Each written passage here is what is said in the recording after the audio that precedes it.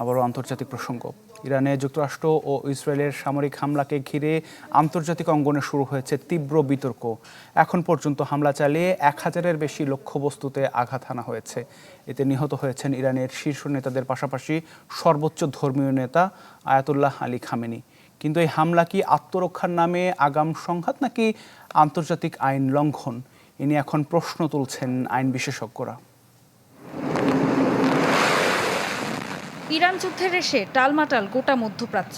এখন পর্যন্ত 1000-এর বেশি লক্ষ্যবস্তুতে হামলার বিপরীতে পাল্টা জবাব দিচ্ছে ইরান।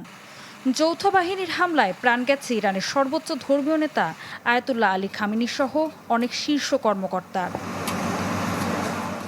এই হামলার বৈধতার প্রশ্নে আন্তর্জাতিক আইন ও যুক্তরাষ্ট্রের সংবিধান নিয়ে শুরু হয়েছে তীব্র বিতর্ক। ইরান আগে হামলার প্রস্তুতি নিচ্ছিল, তার ঠেকাতেই আগাম আগ্রাসনের দাবি করেন মার্কিন প্রেসিডেন্ট। পাগলদের সাথে আলাপের পর আমার দৃঢ়ভাবে মনে হচ্ছিল তারা প্রথমে আক্রমণ করবে। এমনটা হোক তা আমি চাইনি। কিন্তু ট্রাম্পের এই খোঁড়া যুক্তি মানতে নারাজ আন্তর্জাতিক আইন বিশেষজ্ঞদের বড় একটা অংশ।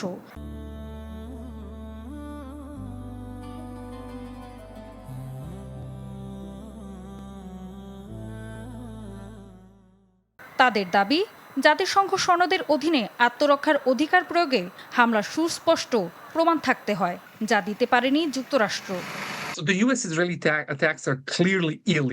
ইরানে যুক্তরাষ্ট্র ও ইসরায়েলের আক্রমণ স্পষ্টতই অবৈধ। এমন কোনো প্রমাণ নেই যে ইরান কোনো দেশে আক্রমণ করতে চলেছে।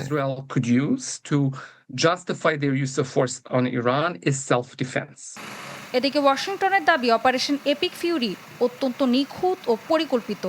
ইরানের ক্ষেপণাস্ত্র ব্যবস্থা, সামরিক অবকাঠামো ও পারমাণবিক সক্ষমতা ধ্বংস করাই ছিল মার্কিনীদের লক্ষ্য।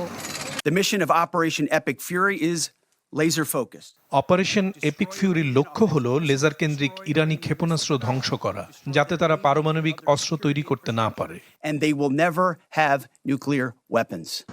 তবে এটিকে সম্পূর্ণ অপ্ররোচিত ও পরিকল্পিত আগ্রাসন আখ্যা দিয়ে জাতিসংঘে অভিযোগ করেছে Iran. Initiated an unprovoked and অপ্রীতিকর এবং পূর্ব পরিকল্পিত আগ্রাসন শুরু করেছে যুক্তরাষ্ট্র, যাতে হাজারো বেসামরিক নাগরিক হতাহত হয়েছে। deliberately attacking civilian populated areas in multiple large cities of Iran.